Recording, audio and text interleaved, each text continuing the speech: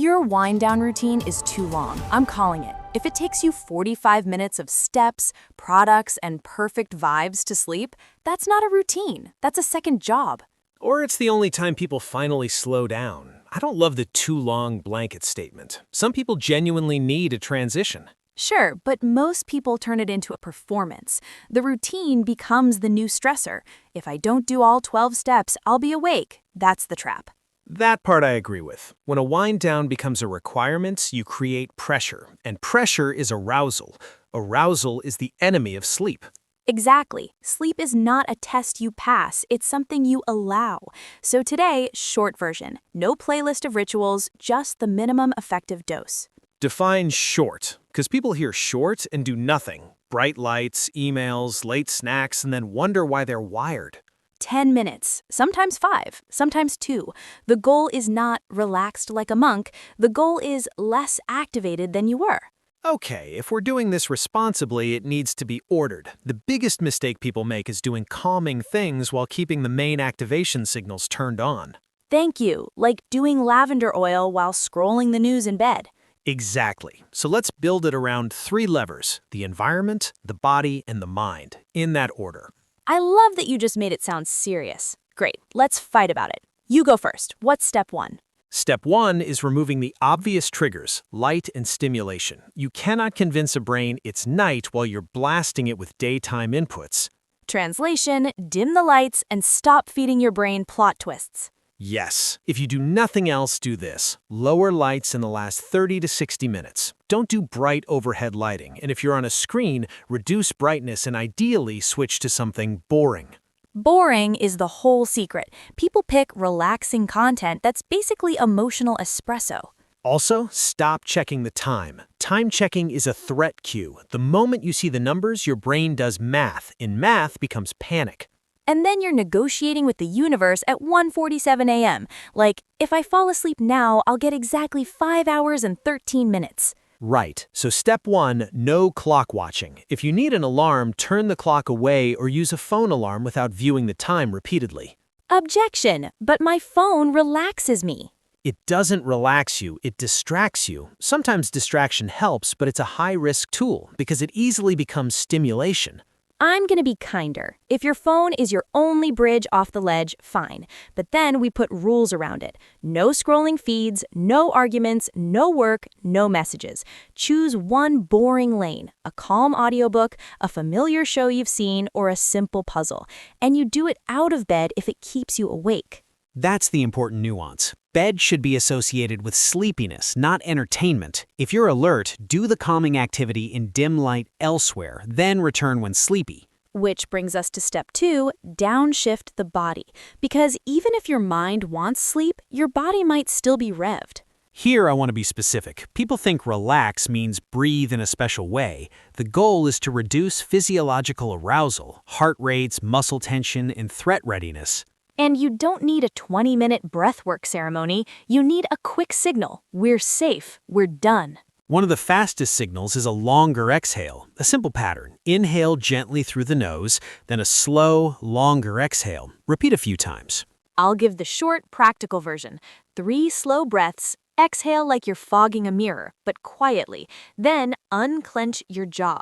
People don't realize they're biting their own stress. Add shoulders. Drop them. A lot of tension is held there. And if you want one movement, a slow forward fold or a gentle stretch, nothing energizing. Not a full yoga class. You don't need to earn sleep with cardio. 2 stretches, that's it. Another point, temperature. A slightly cooler room supports sleep for many. You don't need it cold, just not warm and stuffy. Objection, I don't have time. You do. You're already spending time being awake. Give me 90 seconds. Fair, but let's not shame people. If someone has kids, shift work, chaos, your routine might be a micro-routine.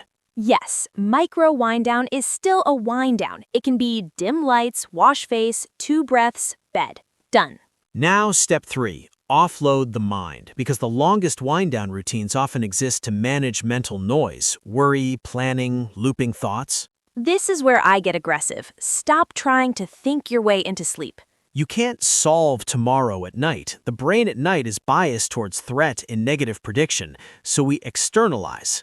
Brain dump, 2 minutes. Paper, not your notes app, paper. Write the 3 things your brain keeps bringing up. Then add one line. Tomorrow, I will handle this at, and choose a realistic time. That gives the brain a container. People underestimate how powerful scheduled worry is. Your brain doesn't need a full solution. It needs proof you won't forget. And keep it small. If you write a 30-item to-do list, you might activate yourself again. Exactly. 3 bullets, 1 next step each. If it's emotional stuff, same idea. Name it simply. I'm worried about money. Then 1 next action. Tomorrow I'll spend 10 minutes reviewing the bill. Done. Let's address the big disagreements people have. But I need a long wind down to feel sleepy. Here's my take. If you need a long routine every night, your day is probably too activated and you're trying to fix it at bedtime. That's a strong claim, but often true. Bedtime routines can't fully compensate for a day of no breaks, late caffeine, no daylight, constant stress. And that's why the short version includes Protect Tomorrow, because the best wind down is what you do earlier in the day. Right, a quick tomorrow protection check. No late caffeine, get daylight early, move your body a bit, and keep naps strategic. But we're not doing a whole lifestyle lecture. We're keeping the promise. Short wind down that works tonight. Then let's clarify the biggest mistake, adding steps when sleep doesn't happen immediately. Yes, people think it's not working, so I need more.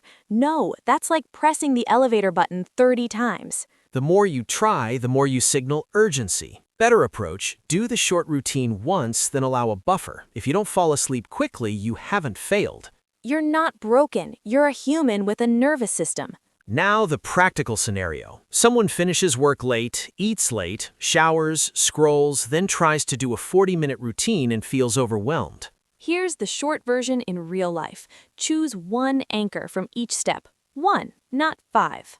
Step 1 anchor is lights down and no clock checking. Step 2 anchor is 3 slow breaths with long exhales, plus drop the shoulders. Step 3 anchor is a 2-minute brain dump with 1 tomorrow time. That's it. That's the routine. Let's do objections. First, if I stop my long routine, I'll lose my only control.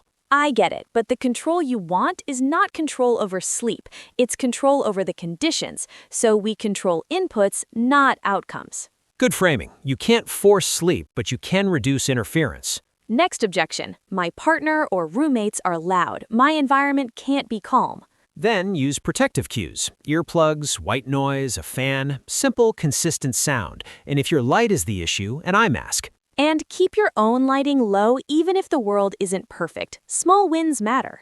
Next objection, I tried breathing, it didn't work. Because you tried it like a performance. Am I relaxed yet? That's the trap.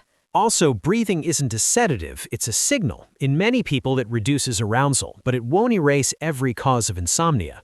Which is why we pair it with offloading the mind and removing triggers. Breathing alone is like whispering, calm down, at a smoke alarm while you keep waving toast under it. Nice. Next objection, I have racing thoughts the second I lie down. That's when you do the brain dump before bed, not after you're already in the spiral. And if you're already spiraling, get out of bed briefly, sit in dim light, do something boring, then return when sleepy. That protects the bed-sleep connection. People hate that advice because it feels like losing, but lying there fighting sleep teaches your brain that bed equals struggle. Exactly. Now the 2-minute routine. Literal 2 minutes. No excuses. Okay, if you can, stand up. If you can't, sit. Dim the lights right now. Turn the clock away or cover it. Put your phone face down. Alarm is fine. No quick check. Now do 1 breath cycle. Inhale gently through the nose, then exhale slowly, longer than the inhale. Do that 3 times. While you exhale, drop your shoulders, unclench your jaw, let your tongue rest. Now take a pen and paper, write 3 lines. What's on my mind? Just 3 bullets. Under each bullet, write 1 tiny next step for tomorrow. 1, not a plan, a step. Add a time if it helps. Tomorrow at 10, I'll handle this for 10 minutes. Close the notebook. That's your I won't forget receipt. Now, bed. And here's the rule. You're not trying to fall asleep. You're trying to rest in low stimulation. If sleep shows up, great. If not, you still did the right thing. Quick recap. Short wind down means remove triggers, downshift the body, offload the mind. 1 anchor each. And the vibe is minimum effective dose, not bedtime Olympics. One small 7-day challenge. Keep the routine the same length for a week. 10 minutes max. No adding steps when you have a bad night. And stop grading your nights like a report card. Look for trends, not one-offs. Last thing, safety. This is educational, not medical advice. If insomnia is severe, persistent, or comes with concerning symptoms, talk to a qualified clinician. And if you try the short version tonight, don't aim for perfect, aim for simpler. That's the whole point.